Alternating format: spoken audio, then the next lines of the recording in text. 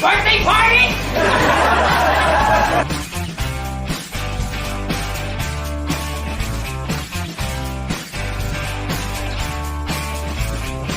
And then you got a freaking miracle. There you go. Welcome to the Abracadamn podcast, and I'm your host, stand-up comedy magician Danny Whitson. All my Abracadammits are getting stuff done, son, and having a good time doing it. Yes, I do want to apologize real quick. I am about 2 days late here on the podcast, and it's because I've been extremely busy. This time of year is a very busy time of the year with me, with a lot of holiday parties and stuff going on. So I do want to apologize. I'm not complaining, though. I'm not complaining because I'm 100% so glad to be working and to be busy. I'm very blessed. Hey, but one thing I do want to complain about, though, are these. It's disgusting how we have became a society of clicks, views, and likes. It is. It's gross. The other day, there was this video that was suggested, Facebook suggested I watch. And it was popcorn, and this family were outside, and they were showing you how to make popcorn over a fire, or a fire pit. And they're putting the popcorn in, the kernels, and they put the chocolate, and they put the butter and the peppermint and all this good stuff, and you're waiting and waiting and waiting and waiting, and it never works. And at the end of the video, they here it is, and they go to pour it out, and it's just a goo of mess. And it's literally like 10 minutes. And the video is designed to get you to sit there for the entire 10 minutes just to be completely disappointed. And I look up, and it's under this guy named Justin Flom. He's like a social media magician, and he's supposed to prank. Which he called that a prank. That's not even a prank. That's a straight up waste of people's time. There's no payoff at the end at all. Nothing. Not even a ha ha ha. Just so Justin can get the views. So Justin, you got me, buddy. You got me. And I just want to say, I hope you trip over a cactus and get a yeast infection. Okay? Because you wasted my time. It's gross. So, but I would suggest this. If you do want to spend good quality time, listen to the Abracadamn podcast. And listen to this episode, because this is going to be a damn good episode, guys. But before we get into the episode, let's give a big shout out to today's sponsors. This episode is also brought to you by Will's Towing, located at 2081 Oak Ridge Turnpike, Oak Ridge, Tennessee. Now, guys, no one likes to be broke down on the side of the road. It's awful. It sucks. But don't panic. If this does ever happen, give Will Roberts a call at 865-272-5300 and let Will Roberts take care of your towing needs. Will come pick it up, and he will park that car anywhere you need him to park it. If you want that car set in your living room, Will put it in your living room. Also, we've all seen those tow truck drivers that show up and they look kind of sketch. Like they may have been touching a possum before they came up to you. You know what I mean? One of those guys. You never have to worry about that at Will's Towing. Everybody who works at Will's Towing is clean, safe, and very friendly to deal with. So if your car breaks down, you need a towing service at all, give Will Roberts a call at Will's Towing. That's 865-272-5300. All right, Abracadammits. Now, today's guest is someone who I've known for a few years now. I've been so lucky to get to share the stage with her several times at the wonderful Asheville Vaudeville shows in Asheville, North Carolina. She's very interesting. You could tell she's very, very artsy and very knowledgeable about her craft. So if you will, Abracadammits, sit back and relax and enjoy my fun conversation with belly dancer, glass walker, and vaudeville performer Claire Dima. All right, we've got Claire Dima here on the Abracadamn podcast today. How you doing, Claire? I am well, thank you, Danny. Well, I tell you what, Claire, I have known you for a few years now, and I've had the pleasure of sharing the stage with you multiple times. But if you do not mind, will you go ahead and introduce yourself to the Abracadamn listeners? Okay, hello, Abracadamn listeners. This is Claire Dima. I have had the pleasure of working with Danny many times over the last several years because he makes a trip over the mountains to come to Asheville and do Asheville Vaudeville with us.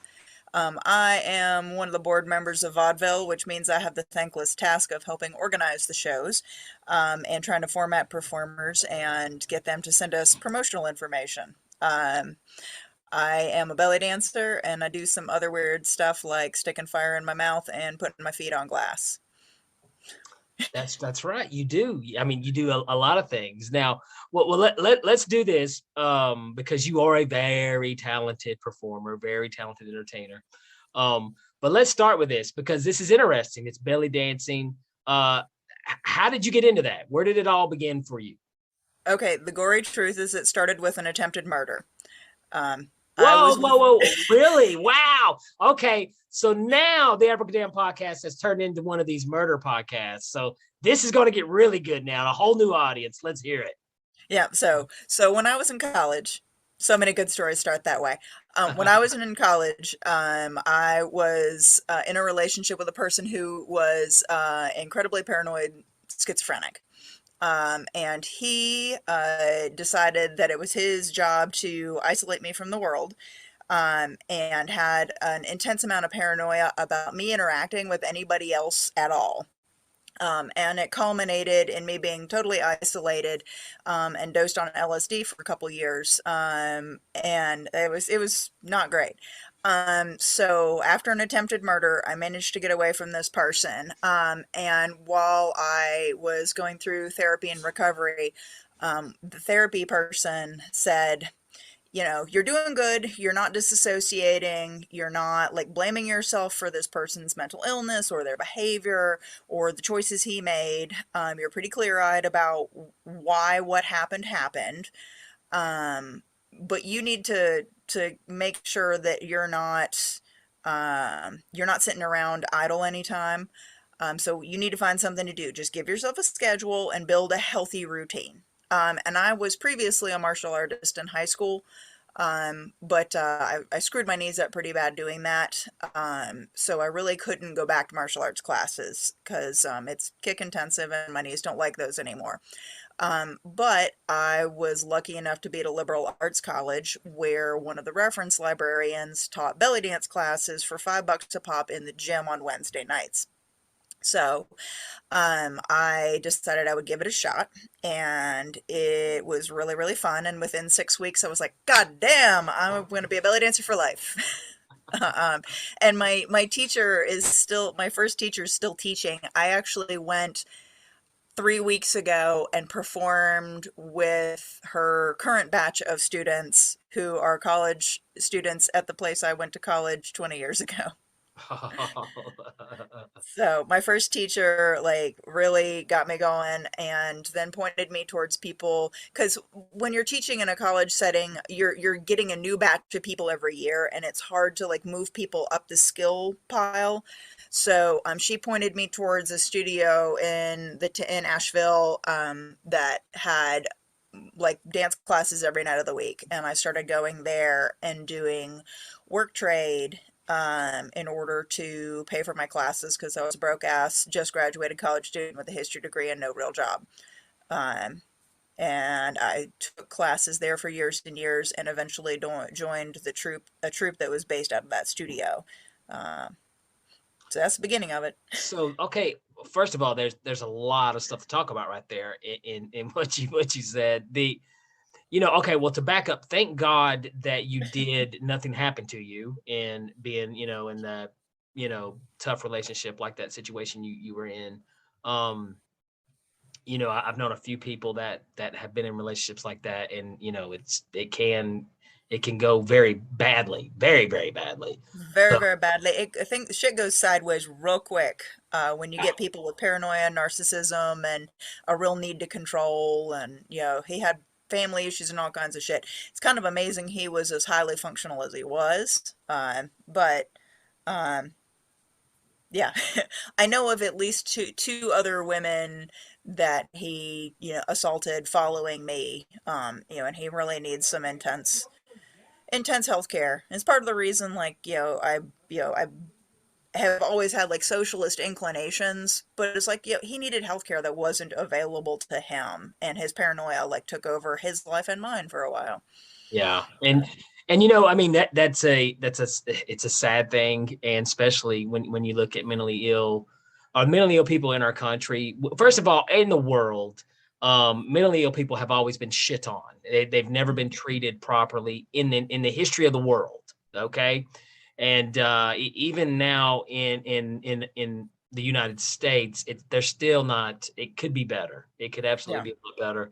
And it's at least you do recognize, he did have a health problem instead of him, but still on the flip side, at least, you came out and you found something that you were good at out of this.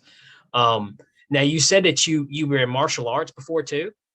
Yeah, I took Taekwondo for 4 years in high school. I don't look like it now, but I used to be a relatively badass bench presser as well, because I took Nice. martial arts, which a bunch of gym had college boys, and they were kind of like, hey, bet 16-year-old can't pick this up, and they'd like just load up the bar and be like, can you press that, and be like, sure.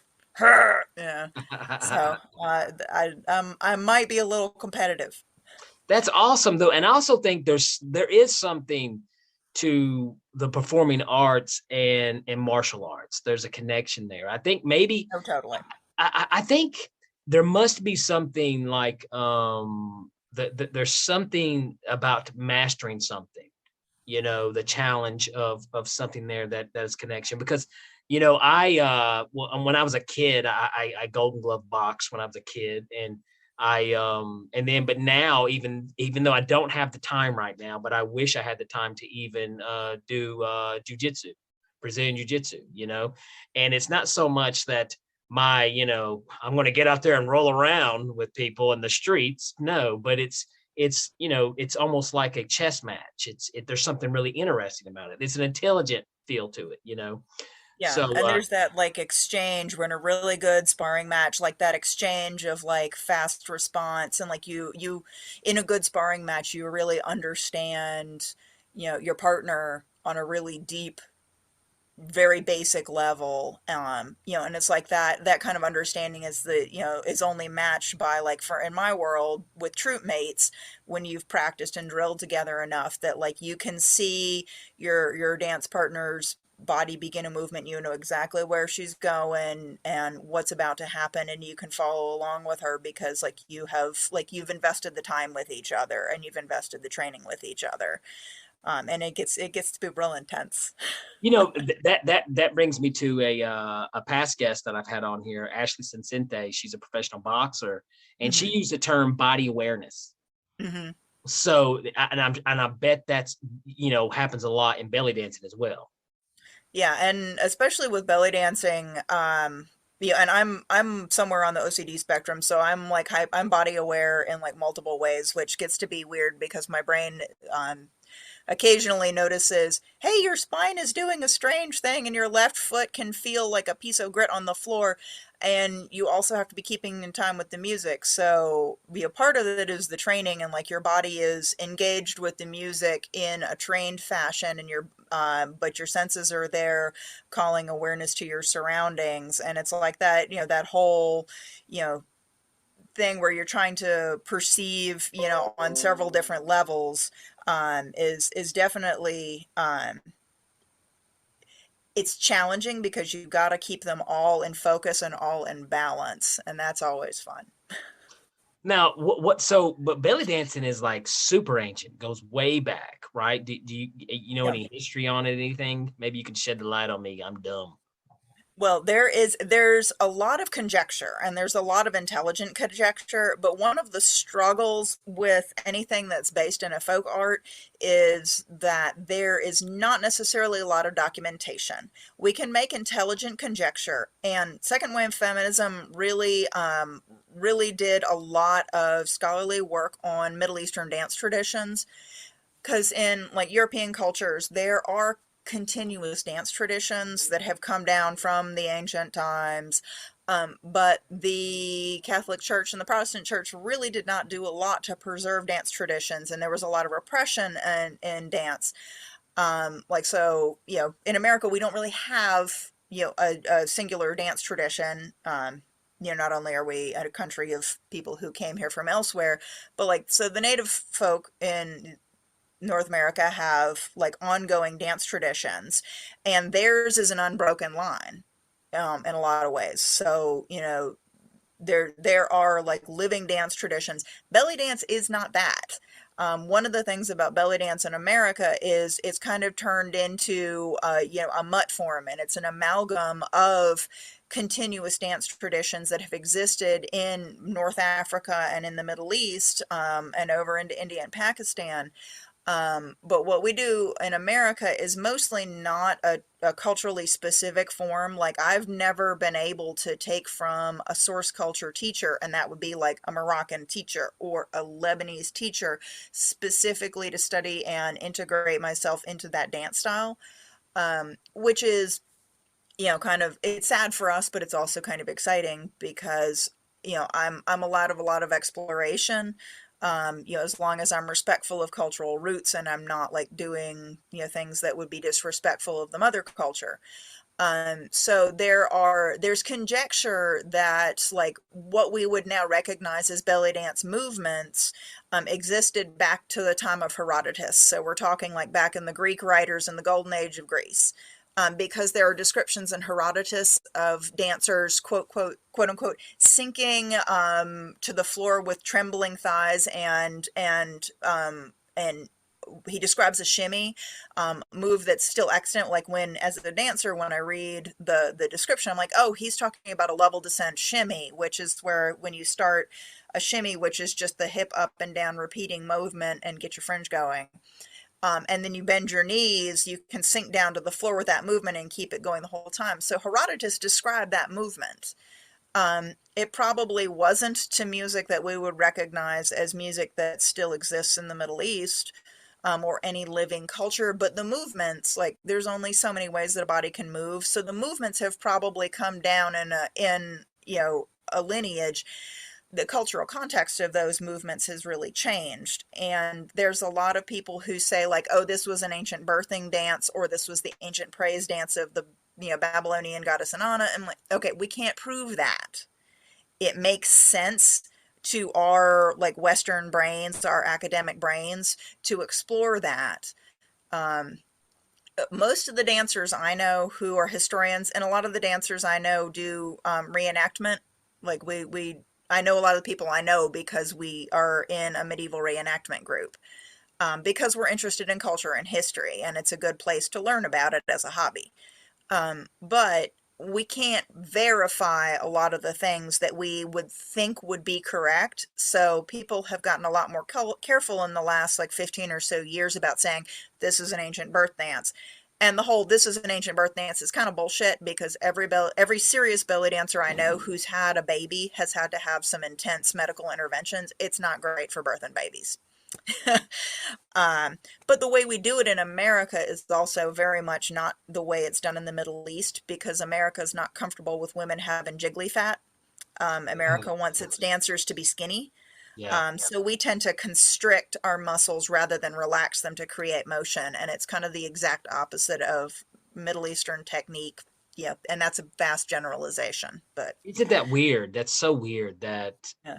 what let me ask you this. Do you think that's changing a little bit though, Claire? Do you think A, like a little bit. Yeah. Gotcha. Because I mean, it's interesting when you do go back and you look at what American culture considered, sexy women had to look like this, or they had to look like that. And Yeah. you know, jiggly jelly fat, you know what I mean? I mean, belly fat is to me that's natural, you know what I mean? It's so it's sexy. Uh well, let me ask you, so there's a possibility though that some type of form of belly dancing could have been going on in several different places at the same time in the world. Oh yeah. Well, and what we call belly dancing, like, like I said before, is there's a lot of different cultures that it springs from. But certainly, like, there's like a hip based dance form has existed in like the Fertile Crescent area like since the time of the Sumerians. Like, there are poems in cuneiform like praising the skill of a dancer and the description of their hips. I don't have that quote to hand in my memory. I like I did the Herodotus one, but but like the descriptions of what we would like look at today and describe as a belly dance contained movement. That's definitely like from the beginning of writing. So that kind of movement has happened since before writing existed. And when you start like actually like digging down into the posture and the formation of belly dance movement, the posture is much more relaxed than say like ballet, which is a real extended, locked, engaged up posture. The actual posture you have to make for belly dancing involves like your feet really loose and relaxed, spread wide on the floor, your hips in a neutral position, your legs in a slightly bent position, your spine active, and your lungs open. When you put yourself into a basic belly dance posture, you realize that it's an actual like aligned posture, unlike we're used to having like being at computers and hunched over. So it's a really functional posture to get work done. So if you're doing anything like gardening work, the basic belly dance posture is really good to be in, because it puts you in a ready posture to like bend and maneuver. So now, do you do like some other things like yoga and stuff like that? Does that Yeah. help Oh out yeah. with dancing? Yeah. I hike a lot. I do a little bit of yoga. I have a spinal irregularity, but it's like anybody who moves a lot, you find what your body likes and you go there. Um, but Well, it's also though this is one of those things to where it's a healthy thing to do. oh yeah. It's somewhat of an exercise. I'm guessing. Uh, Now, and this is something that now. Well, let me ask you this. Okay, so you found a troupe, Mhm. and they kind of tuck you in when you got into belly dancing. Is this the same troupe? Are you with the same troupe? Or these same people that you work with today? I still work with all those people. Well, those people that still live here. It's one of the things about an artistic endeavor of any kind is if you've got 7 people in a group, somebody's going to need to move because they got to go take care of grandma. Somebody's going to lose their job and have to move to go find another job. So it's really hard to keep a live performance troupe together. Um, and the troupe I was in it was there for years before I joined. I was there as a student in my first capacity there. And then, we went through like several different iterations, because a bunch of dancers decided they didn't like the artistic vision and they left and went and did other stuff together. So it evolved. But yeah, I still work with several of the musicians who I know from those days, and the lady who was the artistic spearhead and organized all the business stuff. She and I are still very, very good friends, and I'm like godparent to one of her babies, and she's godparent to mine. So it's got ongoing relationships there. So, okay, now, but you do other things, and some people who may not be familiar with belly dancing or never actually seen a live belly dancing performance, Claire, you'll take like the big sword and balance it, right? You'll Yeah. balance it up. And now, how tough is that? How long does it take to be able to do something like that and dance? So with anything, balancing stuff on your head is a traditional like long-standing belly dance skill, and it goes back to like that whole ancient heritage thing we were talking about a second ago, because being able to put shit on your head and carry it, that's like before we had the wheel and we had wheelbarrows to move stuff around. Putting stuff on your head and carrying it is one of the ways that you can move the biggest load. So, it's an agricultural skill, and, people who are still doing like traditional agricultural, practices, they carry on their head and shoulders a lot. They're not putting it on their backs a lot. So putting stuff on your head and carrying it is a thing that every belly dancer learns at some point if they stick with it at all. And there are a lot of traditions of like, I don't do a shamadan because I don't do Egyptian style, but shamadan is literally a big candelabra. You put a tree of candles on your head and you dance, and it's specifically for weddings. So that shit's cool. Because you've got all the like 24 lit candles on your head. Wow, Yeah. 24 lit candles. Yeah, I've seen some huge shamadans, and it's like it's a candelabra like grandma had on the table at, on formal dinners, but you balance it on your head. So head balancing for stuff is pretty traditional. I started with a bag of beans. And part of it is like you only start trying to balance stuff after you've been dancing for a couple years, because part of the dance technique is you've got to learn how to isolate things. So you want your hips to be able to move without your head showing that your hips are moving. So you've got to be able to like isolate your ribs and your spine and your shoulders out of it while your hips are moving. So you don't try to do that for a little while, because you've got to like develop the core strength for it to be successful. But my teacher started us by bringing in just bags of black beans and putting them on our heads, and if they fell off, and they didn't hurt anybody. A lot of people start, first prop to balance is baskets, like a big round flat bottom basket. So you do that, and it's very pastoral and it's adorable. You can put flowers in them and throw flowers at your audience and stuff, and that's fun. Swords are usually not the first thing that people begin balancing. And the swords that people balance with are specifically meant for that. Like they balance not only along their length, but from side to side. Like if you try balancing like just a saber, a lot of us have like cavalry sabers sitting around that are family heirlooms. Those will flop over side to side. The blade will fall flat. You want it to stay up on the back of the blade.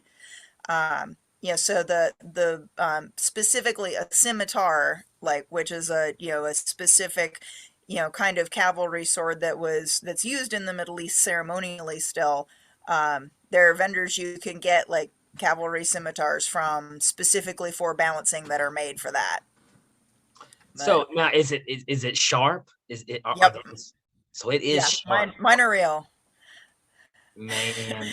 Now, do you think they did that? Was it to just add like a something else to impress the audience? Well, there's different kinds of sword dancing.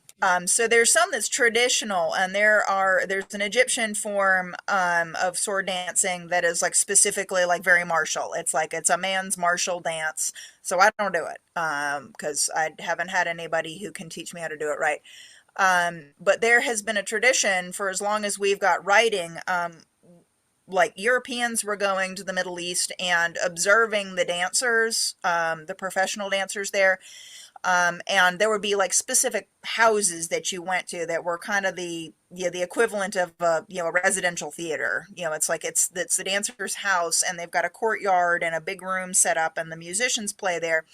And there would be the soldiers in the Ottoman Empire would go to those houses and see the dance performances. Now, one thing about soldiers is they're armed, and there's a bunch of them. And if they're a little drunk and they decide that they want to mess with the dancer, you don't want them to be armed because that makes them more dangerous. So one theory about where some of the more entertainment and less martial forms of sword dancing came from is when the soldiers come into a show, you take their oh sir, may I take your cloak? Like you've got a coat check girl at the front door, and they collect all the swords, so that the soldiers who are getting drunk and disorderly in the performance house are not going to also be armed and give you trouble.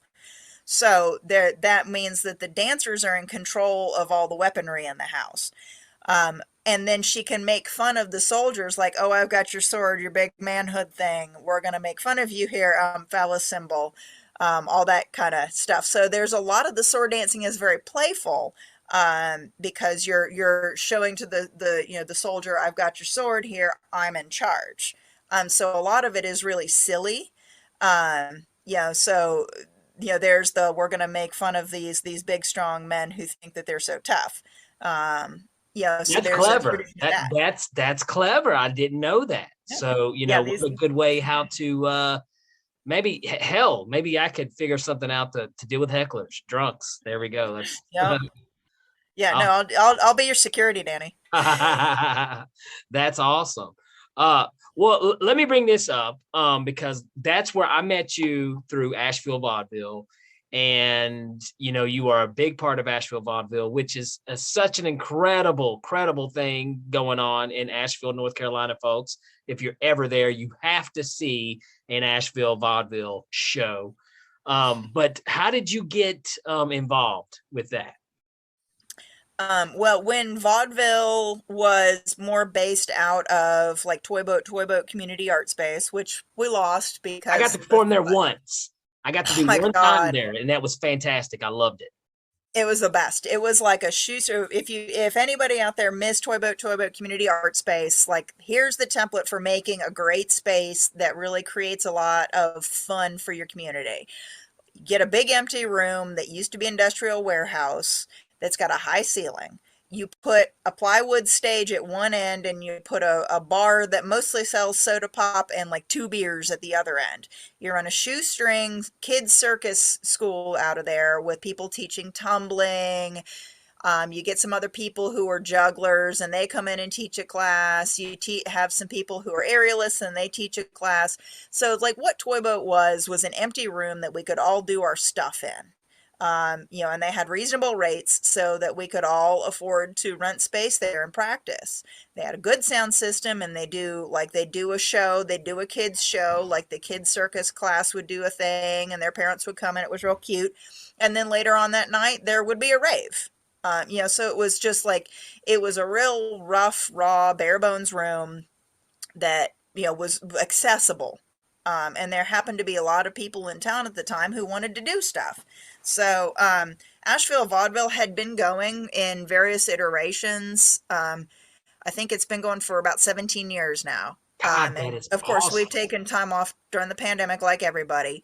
But it's been kind of a couple different forms. And the dance studio I was involved in, they knew people who did vaudeville and put me on the mailing list. And at some point, I just started showing up with my friends and doing stuff. So the various dance groups I've been in have performed there. And then, as it became more just me as a soloist, then I just started performing solos at vaudeville more. Now, is whenever before you started performing on Asheville Vaudeville, were you doing like the, I guess, glass walk-in and stuff like that? No, that's all the fault of like the dance troupe Barakamundi that was based out of the studio I went to. We did Ren fairs, and like through Ren Fair, a lot of stuff gets thrown at you. They say, "Hey, do you guys know any stilt walkers? We need some stilt walkers." And we go, yeah, we walk on stilts. And then that weekend we made stilts and learned how to walk on stilts. We learned like fire because of that. And at some point I saw somebody walk on glass and I'm like, hot damn, like, I don't care about pain. I'll do that. And, I went and took a class from a sideshow person and, made myself a couple of glass walking pieces. Um, so it's like those things are like didn't come like directly through belly dance, but more just being in the performance world. And like belly dance, like in America, has kind of been connected to the sideshowy and the burlesque side of things. Because especially like in the last like 50 years, like in the 1950s and 60s, belly dance started to leave like the ethnic neighborhoods. And there's been more of the like, oh, this is a performance art that like we can do outside of this specific like traditional cultural context. And so the belly dance world is full of people who like doing other weird shit for fun. Well, like I said, I think it's awesome, and I think it goes great with the Asheville Vaudeville shows. Um, and it started off there. Now, what happened to the toy boat though? Is it The building got bought by the guy who brought the French Broad Brewery. So the French Broad Brewery, in case you give a care about local businesses, the French Broad Brewery is no longer a local business. It's bought by a guy who's from my original hometown of Carborough, and he decided he wanted to get into the Asheville beer craze several years ago. So he brought the French Broad Brewery. He bought that business, which happened to be located in the building that Toy Boat was in. He also bought the building and decided he was going to kick Toy Boat out because he wanted the space for a tasting room.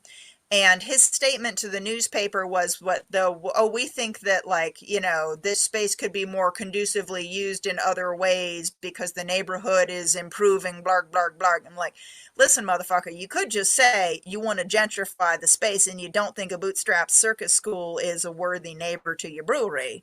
But, he was going to improve the neighborhood, so he kicked out Toy Boat. Oh, God, that sucks. Because, I'm not bitter. Yeah. Well, I mean, you guys, though, have found some other great venues to perform at, Yeah. The Gray Eagle. That's a really good place. Yeah, we love the Gray Eagle, and we're blessed in Asheville to still, come on, pandemic, go away so that these venues survive.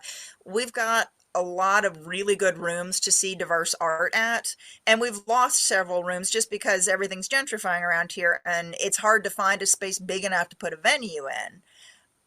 But like, we've got the Gray Eagle, which is awesome and supportive and lovely, and they're kind of the vaudeville home for now. And the White Horse in Black Mountain, their stage is wonderful. And one of the benefits of the White Horse is the ceiling's high enough that we can have aerialists there and a pole dancer. So if anybody wants to come do stuff on a pole, we can have them there. Super cool. So yeah, we intend on like trying to keep doing stuff at the White Horse and bounce back and forth to the Gray Eagle as the primary home. Now the Mothlight, that's closed though, right? It's not there no more, right? Yeah, but I think the folks who had the Mothlight, they've got a young family, and they were intending on kind of cycling out anyway, which is sad because it was a great room. It was a great room. It's like it's big enough to really feel, get that like good solid like crowd excitement feeling, but small enough you could actually communicate with everybody. And there is like an urban arts collective in there, different world something, but there's still a performance group there. They're just doing more like poetry slam kind of stuff last I checked. And so it's more like a headquarters office space, performance space for them, and they're not really renting out time on it like Mothlight did. So it's not like an open stage anymore. Now, one thing I want to say this is, I love seeing, and as much as possible too, is platforms for variety acts. Yeah. Because, I don't think variety acts have a set home to, like, comedians can run to the comedy clubs, and even magicians have places that they can go that's specific just to magic. Not as much as comics, but they do have them. But there's several other acts out there that they don't have that. So they almost have to create a good space to perform on. And now I will say this, I think this is one good thing that has came out of America's Got Talent, because I'm not a big fan of the show. But one thing I will say that I think has came out of it is it has introduced to the public that there are other performing arts. Yeah. There's other things, Yeah. Well, it's like that was a thing that, like, the early vaudeville stage, it was all variety shows. And then it kind of like, there was various different, like, Ed Sullivan was, for all intents and purposes, a variety show. People like that. And it's great because it's like, okay, you don't like belly dancing, fine. There'll be a slapstick comedian on in 5 minutes, and you can survive that long. There's something for everybody. And so I think there's a good future though now for the variety show to come back and come back strong. Man, I've never, knock on wood, I don't know, but every Asheville Vaudeville show that I've performed on, it's been a fantastic crowd. Yeah. And our crowd is great because, like, they're not there looking for, like a screaming, jumping up and down kind of situation. Our crowd is like, I appreciate the fact that our crowd is, people who want to see interesting things that they might not necessarily, stumble across. Like they come specifically because it's a variety show. It's like I wouldn't necessarily go to a comedy club, because that's like it's not, you know, it's not a medium I'm familiar enough with to feel like I could make an intelligent choice. Of what you So, want to see. Yeah. yeah, it's like there's great music in every genre, but I don't know enough about reggae to know who the good reggae performers are. So, it's like it's kind of like I like that, like it's people tend to come specifically because they're exploring. And most everybody who does vaudeville also does other stuff. So it's like, okay, you like Danny's set, we can point you towards Danny's show later on. So it's like it's kind of like it's the buffet. You can try every art form out. And I love that. I do absolutely love it. And, as a performer, Asheville, anytime you do a show in Asheville, especially Asheville Vaudeville, as a performer, if you want to record your set and get fantastic video, that is a great place to do it. Because like I said, the crowd that comes to see those shows, they're just the sweetest human beings ever. Now, and this is something else. I want to say this because you are also lucky, Claire, that you live in a town like Asheville, North Carolina, that is artsy fartsy. People respect, at least in the downtown area, they respect the performing arts. You know what I mean? Yeah, and it's kind of a mixed blessing. And this is where I get all ranty and political for a second. It's been interesting to be here for 20 years and be in the art scene for most of that time. Well, I've been here since 1997, but I've been in the art scene a lot since 2000. So 21 years in the performing art scene here. And it's gone through a lot of ups and downs, but one thing it has never, the performing arts specifically have never received any kind of public backing. Like there's never been like, there's not like public support from any kind of local grants, that are not specifically targeted to stuff that is, more shoestring. There was a lot of activity here that was all self-funded. And with prices going up, a lot of the people who did those self-funded, more wacko, weird, exploratory kinds of performance, people are moving away, because, you can't survive on, the wages that you can earn here and have enough time to make any good art. And like the teaching opportunities are getting harder here because like we've lost studio spaces. Like it's, I'm literally like my dance partners and I are like getting together in my living room because I can't afford to rent any space. And the pandemic is like part of things in the last couple of years. But, it's been really frustrating because like, over the years, like, the local arts council has always come to the performing arts community, and they do a big gala like once a year called the Color Ball, where they have a big party, and like it's, it tends to be themed around a color. So it'll be like the red ball one year, or the blue ball, which everybody snickered about. And then they come to the performing artists once a year and say, hey, will you donate a performance? And then like the local arts council doesn't provide any support for things that performing artists need. Like there's no public access black box theater. And there's no, no like actual Really? community theater. Yeah. And That is so strange. it's so For a town weird. like Asheville. Yeah, well, and we're real bitter about it over here. Like there's much ranting done after shows about it. So we feel pretty good about how much we've been able to make our own way, and a lot of that is just people being really motivated because artists are people who have to create and will create no matter what. So. We're lucky to have, venues that you can do like real shoestring budget stuff in still, like the auditorium. Like a lot of great art happens at the auditorium. Because it's not a big room. You're not going to destroy yourself if your show flops there. So it's a place you can explore. But That's man, great. in my dreams, like we would have like a community access, community center theater, that, young performers. And there's also, it's hard to like be a young performer right now because I was really fortunate, and there was places that like people who were already doing things could like bring me in and nurture me, and I could see how things worked and what to expect and how to talk to a venue and what was, a standard of behavior and payment and security, all those things that, go into being a performer and actually surviving doing it. It's hard right now because, trying to like connect with young performers is hard with not being able to teach. And there's also just not as many events happening that are more shoestring, because with everybody wanting to come to Asheville because of the art scene, we're having like outside production companies coming in and doing stuff. So they're importing performers. Like one of my friends who lives in Charlotte, like got hired to come and do an aerialist show in Asheville because the people said they couldn't find any aerialists in Asheville. I'm like, y'all, there are 3 What? aerial schools in Asheville. Oh my goodness. So part of it is like we're all discombobulated, and like our independence and is kind of our strength, but it's also kind of our weakness because there's not really a single place that you come to find people here. That really sucks, and I hate the fact that there isn't. It would be Asheville, I think, would be the perfect place to open a variety club. Yeah, I would. Oh God, Vaudeville wants to so bad. I mean, I think that would be the perfect place.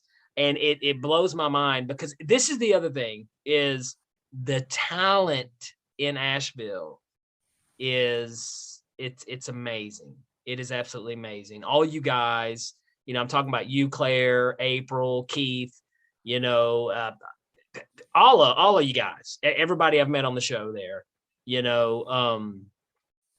the talent is there, and the creativity, man, is, that is one of the, I'll be honest, sometimes if I'm on a variety show, I don't always get out and watch all the acts. Okay. Sometimes I'm in the green room running my mouth, you know what I mean?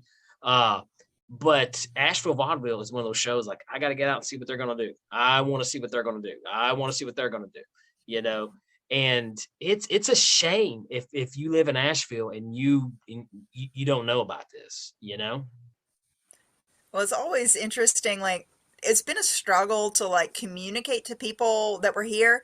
And then occasionally, like, we get covered in like the Citizen Times, which is, the mass distribution newspaper. It's the Gannett, affiliate newspaper here. The one time they did a write-up on vaudeville, we packed out like 2 shows, totally sold out, like double nights, and people were going like, "Oh, we're from St. Petersburg, Florida. There's nothing like that there." I'm like, actually there is. There You just don't probably is. know about it. Yeah. But yeah, it's like, man, advertising is hard now without there being like a central local newspaper that everybody reads. I mean, the internet's kind of shot us in the foot as much as it's also created other opportunities. Okay. All right. I'm about to go on my old man box, but oh man, and what is true though, is, okay, let's just go say 15 years ago. We're going to go back just 15. All right. You could get a marketing degree 15 to 20 years ago, and it's like, okay, but now a marketing degree in 2021 is like a damn, you're a doctor, because you have to know all these crazy things. And I don't even think they've completely figured it out yet, because the world of marketing is changing so rapidly. It's just crazy. And so I have no clue how to advertise. I'll just be honest with you. I don't know. I don't know how to do it. I every opportunity that I get, and it's not because I'm full of myself or pompous or, but if I'm performing somebody, I let them know, hey, what town are you at? Oh, well, come see me in this town. I'm going to be here in this town. Bring your friends.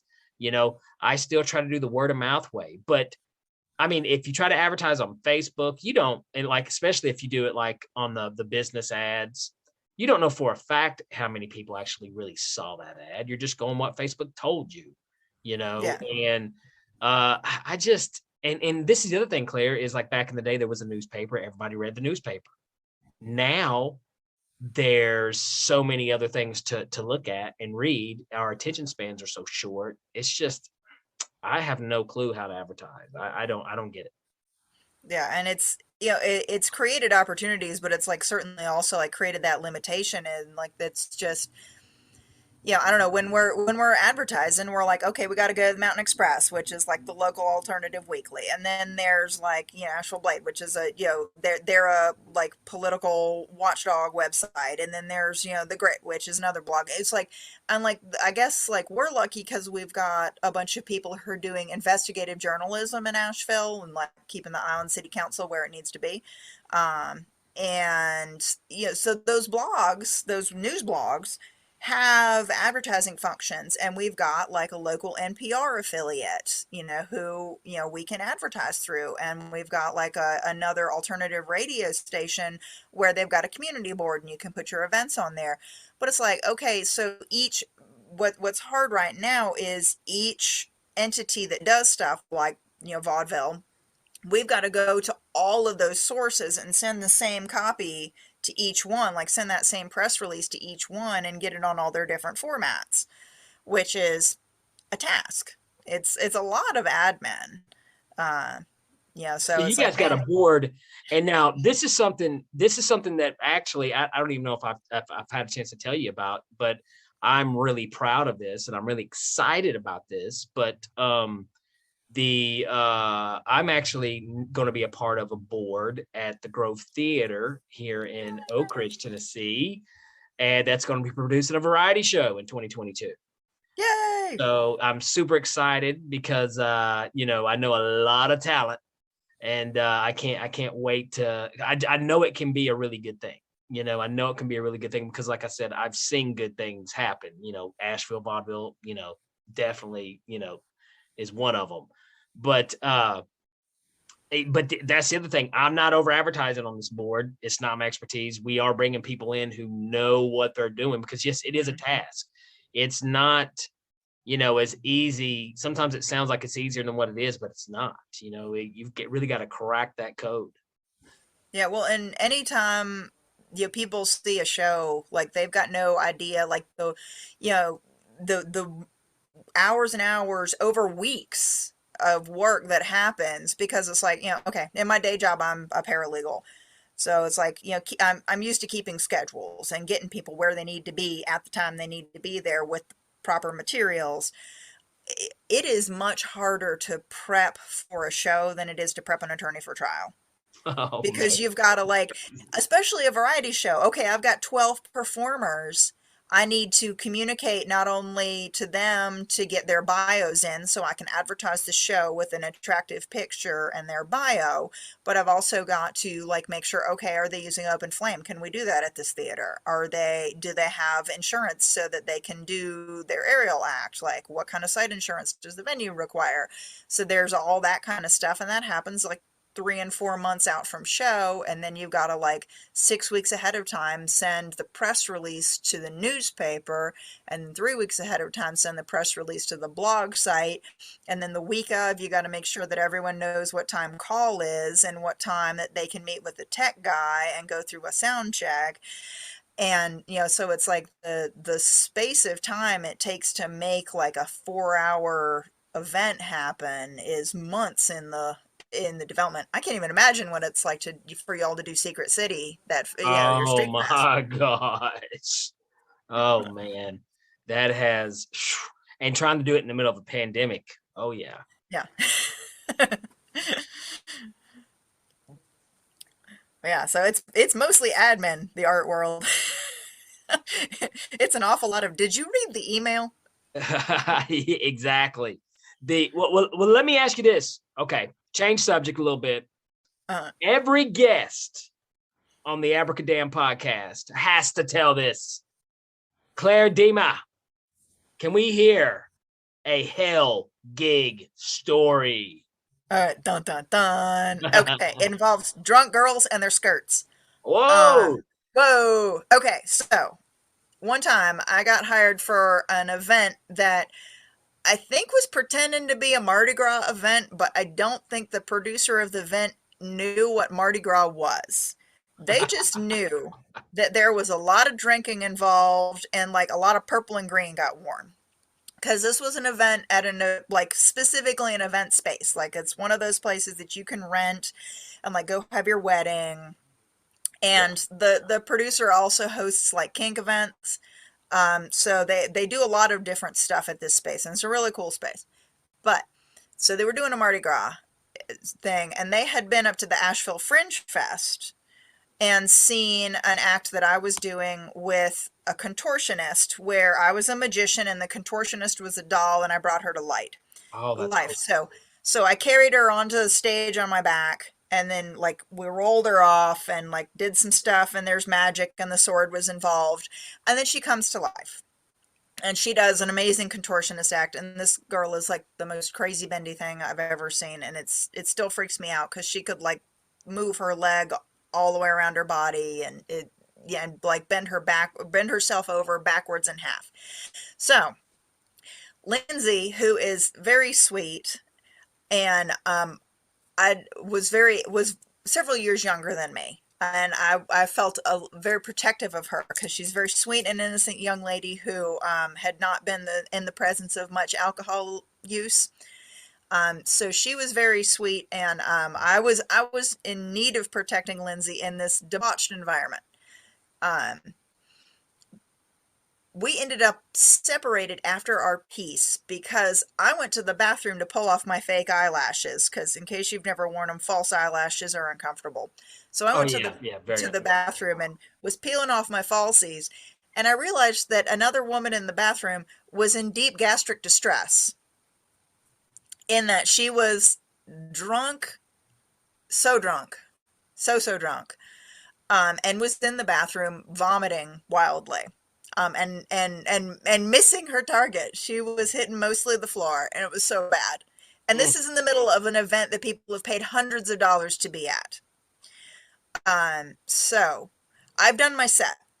I'm like I'm still in full schmata, like in like all the performance gear, and which for me at the time was like, a metal belt with lots of heavy metal fringe on it, a bra with like metal coins and spikes on it. I've got spikes in my hair, porcupine quills in my hair, humongous like metal hoop earrings. Like I'm covered in spikes. I'm not somebody who should be taking care of anybody right now.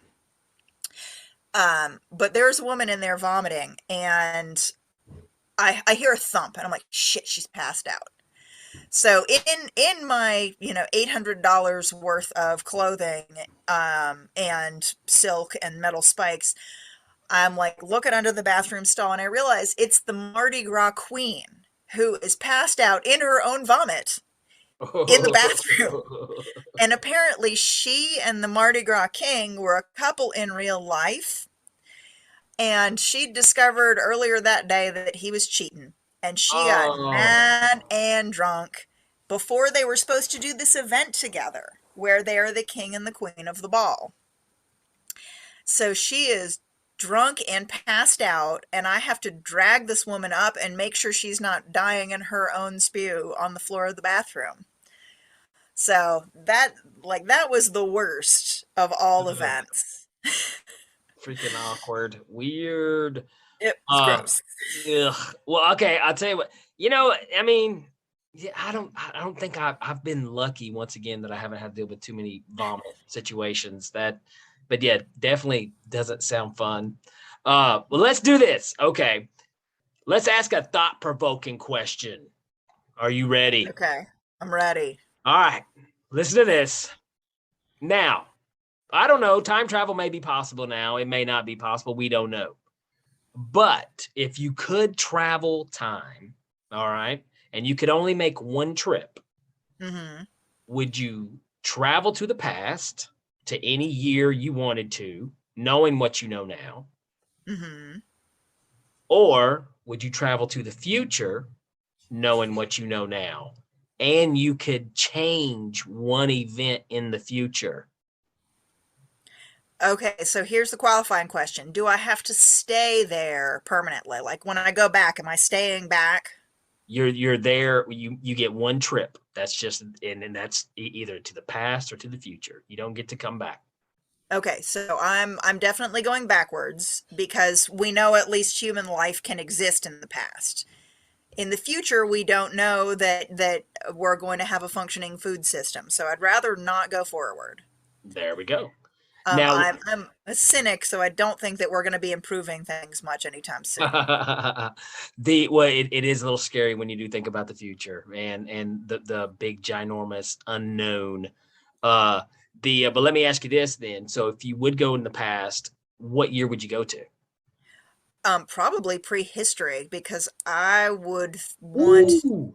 okay, so I would want to be in a world where hunting gathering societies were the norm, and we're first coming out, like when we're beginning to figure out agriculture, just Okay. because that was a really, and you can't put a year on that because that was a really long period in the development of humanity. But I'd be really interested to see what pre-cultural cultures were like, because we know nothing about ourselves when we were hunter gatherers aside from what we ate. That's true. And material culture is, we can look back at, like, okay, grave goods and whatnot, and say, okay, well, we think that this thing buried with this person in this tomb means a certain thing to that person.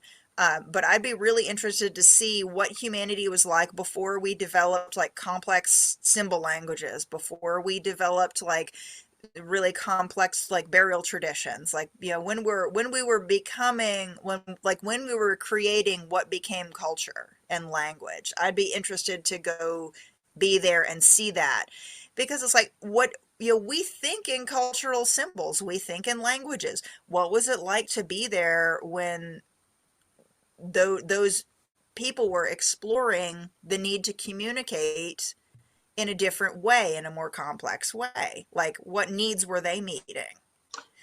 That's first of all, very interesting answer. Probably the most interesting answer I've had ever on this podcast to that question. And a very unselfish answer, because Claire, if I went that far back, I would last probably about 20 minutes, because there's no medicine. There's nothing that would save me. And I don't know how to plan anything. I would die. Uh, but no, seriously, that was a fantastic answer. Now you got the listeners thinking like, wow, could we go that far back? That's cool. Uh, Let me ask you this. Well, let's do this. Actually, we're running up here on time, so let me just get right into it. First of all, any advice on anyone interested maybe getting into belly dancing? YouTube is not enough. There's a lot of really good information available out floating around in the world, about belly dance. Be aware that belly dance is not a monolith. And this is a product of a millennia of cultural evolution. And one thing that happens in America is the people in the living cultures tend to get erased. Like, we're inclined to be like, oh, this is an ancient thing from such and such. And like, no, there's actual people who live in Egypt and Morocco, and this is a living culture for them. Go to them to learn. And the internet's made that possible. So be prepared to pay people for their skills and learn from them. And there are a lot of really amazing teachers, and there's services that you can subscribe to that have more than one teacher. Like, there's a group called Datura Online. And I would always suggest that people take classes from source culture teachers as much as possible. And there are a lot of places that will provide you a conduit to that. And if you live in a town that's got a university, and they've got a cultural studies department or a history department, like, those people can help connect you to good information. Be aware of anybody if you want to do like any kind of movement art, be wary of a teacher that says you should not study from anybody but them, because they're trying to limit you. And they're trying to make sure that you are paying them for the long haul, and that you're not exploring and evolving and maybe growing beyond them.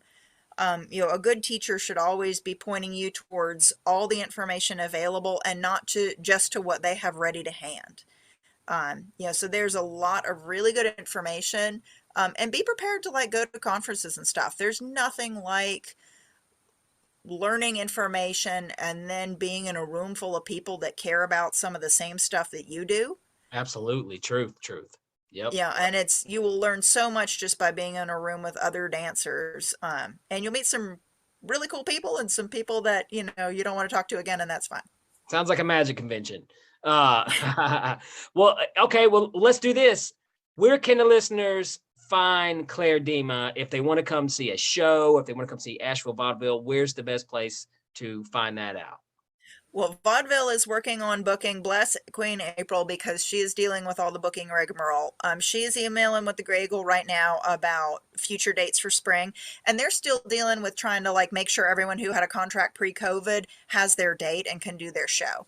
So we'll know dates for spring pretty soon, hopefully, and we'll put that up on the Facebook. If you're on the Facebook, come follow Asheville Vaudeville, and you'll see whenever we do new stuff. I also dance regularly at Jerusalem Garden, which is a restaurant in downtown Asheville. It's live music and belly dance. We have not been performing since late summer because there was a surge of Delta variant in Asheville, and the restaurant just couldn't have us in there. Because it's a traditional format show, there's live music, and the dancers moving around through the tables. It's the closest thing to a traditional belly dance presentation you'll see, in this part of the state. You can certainly see really good traditional format belly dance in Atlanta. If anybody's interested in that, go see live belly dance in Atlanta, because there's several cafes and restaurants there that host it, and the Atlanta dancers are awesome.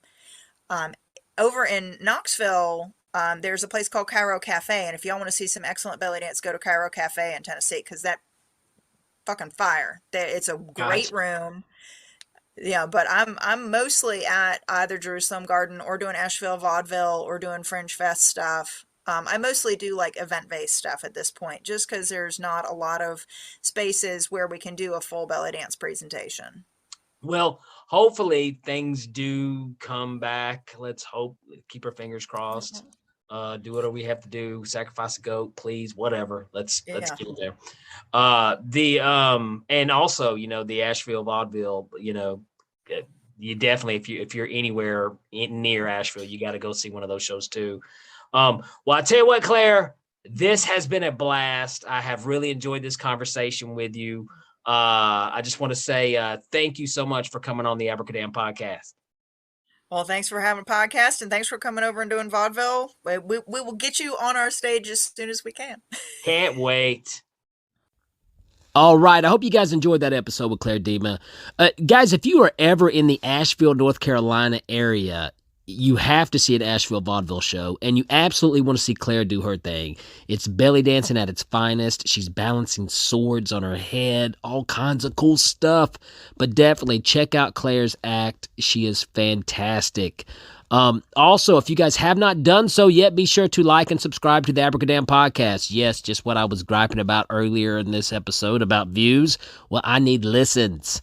But hey, I'm not pranking you. You're getting quality stuff here, folks. Not that garbage what's his head was doing. But definitely be sure to like, subscribe, follow the podcast, and hey, give me a review. I would love to hear your feedback. And like always, Abracadammits, thank you for listening. Awesome!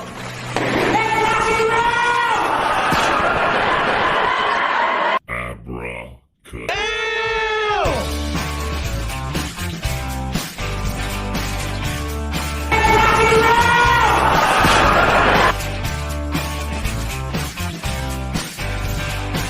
Well, Danny! Will you please stop drinking vodka at my kid's birthday party?